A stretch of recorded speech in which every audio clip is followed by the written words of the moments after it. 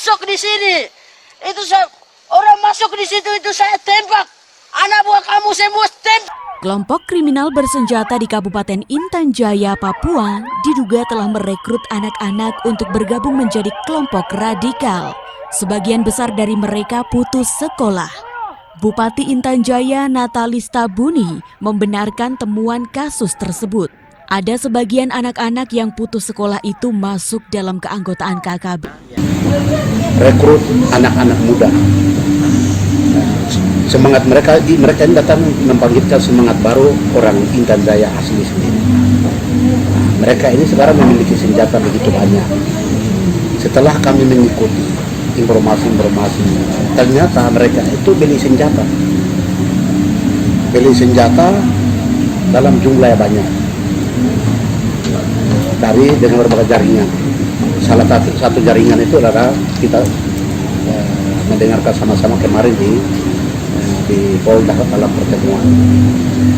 Mereka setelah menerima senjata itu, lalu mereka semakin percaya diri, lalu dilakukan aksi di mana-mana di wilayah Intan Jaya. Anak-anak muda yang memang tidak mau kompromi, ada putus sekolah, SMP, SMA, tapi bagaimanapun mereka itu adalah tetap warga negara Indonesia yang berada di Intan Jaya. Namun Bupati Intan Jaya mengaku terus berupaya berkomunikasi dan memberikan pemahaman kepada anak-anak putus sekolah yang direkrut KKB Papua tersebut. Sejak tahun 2012, saat itu kami terpilih sebagai Bupati periode pertama, sampai dengan tahun 2017, bahkan sampai dengan 2018 itu hampir tidak pernah terjadi konflik yang bersenjata di wilayah Intan Jaya. Dan itu kategori diakui oleh semua pihak bahwa daerah ini daerah paling aman. Namun pada akhir 2019 itu ada sekelompok orang yang dari wilayah timur, dari Puncak Jaya, Tolikara, Lani Jaya, mereka bergeser ke Intan Jaya, yaitu di bawah pimpinan Pak Lekang Selenggen dengan Pak Militer Murid, yang mereka ini kan selama ini tidak pendapat dengan negara NKRI. Mereka datang ke sini bertujuan rencana pada 1 Desember sebagai menyambut ulang tahun mereka, ulang tahun TPN-OPM. Mereka mau lakukan aksi di Tembagapura dengan tujuan mengganggu aset negara, kemudian juga dikelola oleh perusahaan asing, supaya keberadaan mereka itu bisa diketahui oleh dunia luar begitu. Saat mereka datang, kami pemerintah daerah saat itu sudah mengetahui dan sudah lakukan komunikasi dengan mereka menggunakan lembaga-lembaga yang dianggap netral, dapat diterima oleh semua pihak. Mereka mediasi. Di situ ada gereja pastor, kemudian ada pendeta, ada kepala kampung, dan mereka lakukan komunikasi. Atas kesepakatan itu sudah pemerintah daerah sudah mengeluarkan himbauan saat itu. Himbauan terbit 1 hari, besok harinya tukang-tukang ojek 3 orang menuju ke desa Kubusiga. Lalu mereka merasa bahwa kita ingkar janji dan mereka dibunuh. Sejak itu sampai dengan kita ketahui bersama bahwa kemarin terjadi penembakan terhadap Pak Pendeta Jeremias Janambani.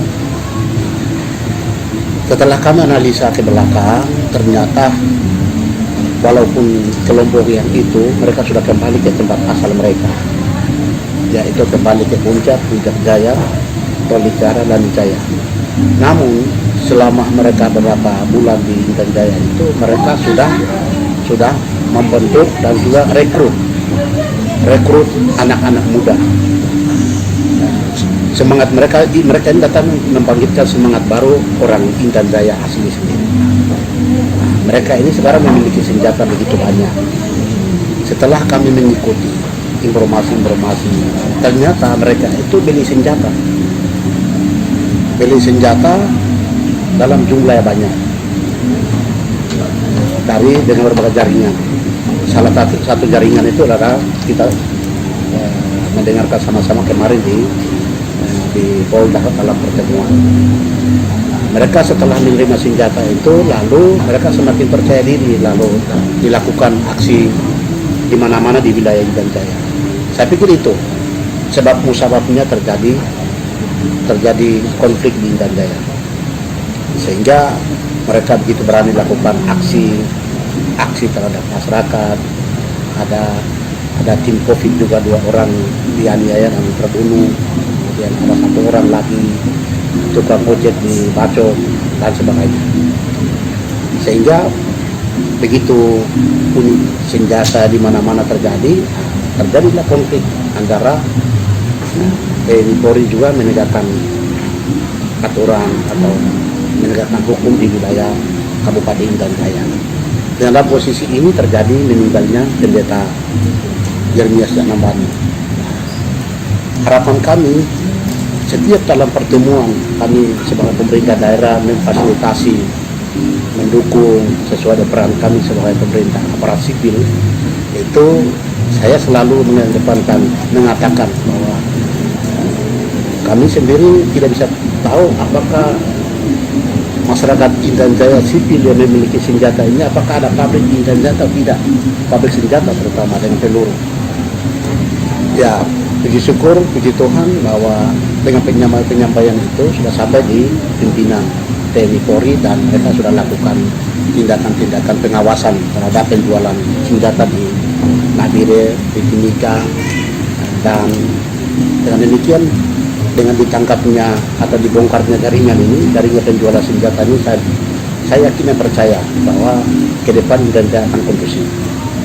Dan itu ya saya apresiasi terhadap kepolisian dan juga TNI di mana memutuskan jaringan peredaran senjata masuk ke Intan Jaya ini kalau diputuskan dengan baik. Walaupun mereka pegang senjata, ada TPNOPM atau kelompok-kelompok yang berseberangan dengan semangat negara kita ini, mereka pegang senjata ketika seketika habis peluru pasti akan jadi besi tua. Seketika kita sama-sama TNI Polri, pemerintah daerah menghentikan masuk senjata ke sana. Tapi kira itu. Ya, Bapak, apakah selama ini ada langkah-langkah dari pemerintah Kabupaten Intan Jaya untuk melakukan negosiasi atau istilahnya pendekatan-pendekatan dengan kita punya saudara-saudara yang mungkin berseberangan dengan pemerintah? Apakah sudah pernah dilakukan? Ya, 5 tahun pertama dalam periode pertama kami sudah pernah membangun komunikasi itu dengan pimpinan Pak Ayub Wakir. Ya.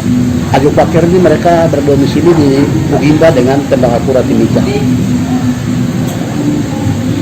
Yang komunikasi kita dengan baik itu, mereka sudah warga kita perhatikan, akhirnya mereka tidak pernah lakukan kegiatan apapun, bahkan sampai kondusif.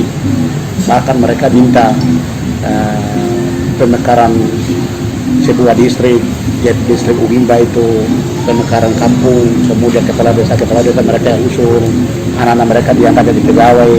Jadi komunikasi ini sudah cukup bagus jalan selama 5 tahun yang lalu, periode pertama, sampai dengan 2019 itu.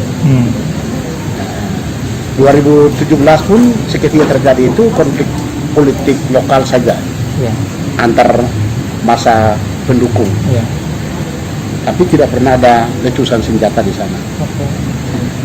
Nah, sekarang ini kita mau komunikasi dengan mereka agak sulit karena liar. Mereka ini tidak ada komunikasi lagi, koordinasi dengan pihak Ugimba. Anak-anak muda yang memang tidak mau kompromi, ada putus sekolah, SMP, SMA. Mereka ini yang banyak komunikasi. Tapi bagaimanapun mereka itu adalah tetap warga negara Indonesia yang berada di Intan Jaya.